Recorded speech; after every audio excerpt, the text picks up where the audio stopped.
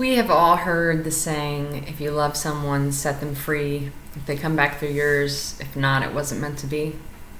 And so I just want to go over 5 reasons why it is in your best interest to let that relationship go that you can't seem to let go of, or that you need to let go of, or maybe even just trying to understand as the relationship has been let go.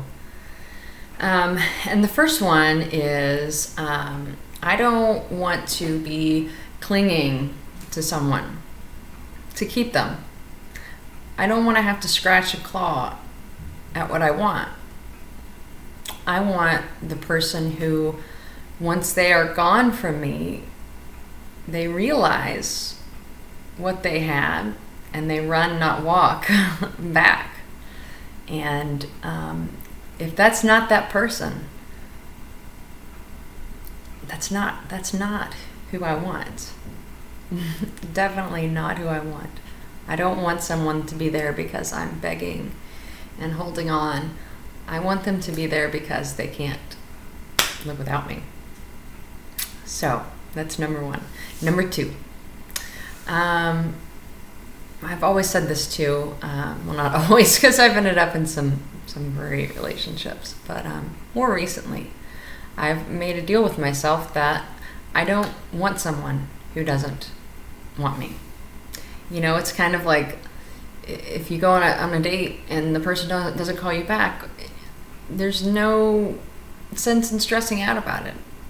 You know, if they don't want you back, you don't want them. You just don't want somebody that's not into you. They're not into you for whatever reason. It's fine.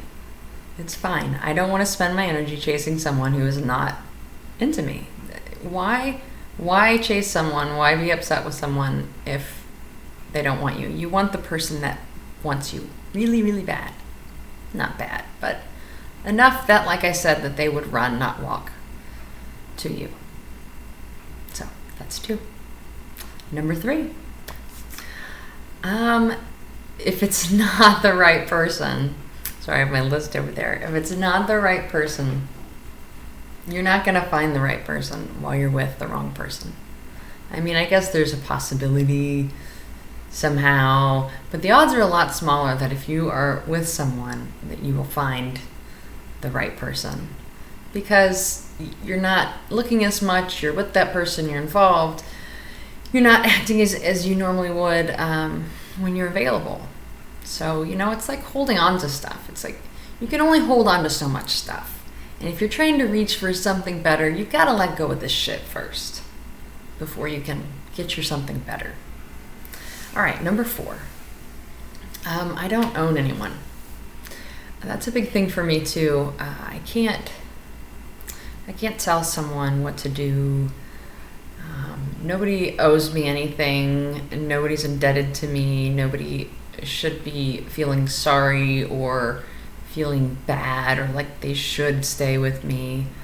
And like I said, I don't own anyone. I'm not the boss of anybody. I can't tell someone where they need to be. And if they don't want to be with me, then again, goes back to not wanting to be with someone who doesn't want to be with me. As hard as that may be. I'm not saying that's easy. You care for someone greatly. You want someone more than anything. It's not easy to want that and them not want you back, but you just have to realize that if they don't want you back, you have to move on. You have to go after the person that does want you back, and not even go after, just be available to that. You definitely don't want to be with someone who just puts up with you or is waiting till something better comes along.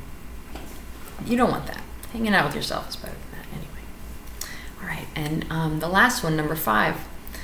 Usually when you let a relationship go, it causes you, whether you want to or not, to work on yourself.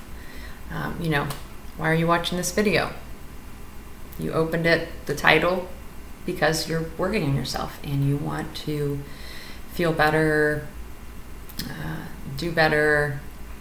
I've found that when you come out of a relationship, you do, once the sadness wears off, I guess, you do tend to get back to the things that make you happy work on yourself, read more, get out more, spend time with yourself. It's always, and especially with everything that's going on in the world right now, it is such a good idea to be working on yourself and enjoying the things that you like to do, which, I think can usually cause you to meet people when you're doing the things that interest you, and then you can organically meet people who are interested in the same things, unless your thing is just sitting inside reading a book and you're never going to get out and meet people. But it really, really does cause you to go within, and you cannot go wrong when you go within. So those are my 5 reasons why you should set someone free and not chase them, not feel like it's the end of the world, although it sometimes can feel like it. Just know that you are wonderful and amazing, and if they don't realize that, you don't want them in your life anyway. Really, it's true. But maybe, just maybe, if you let them go, they might run, not walk back to you, because you are that amazing. And they got to realize that on their own. You weren't clawing and begging them to come back. They got to not hear you in their ear, and they got to realize it on their own. I wish you the best of luck and all the love.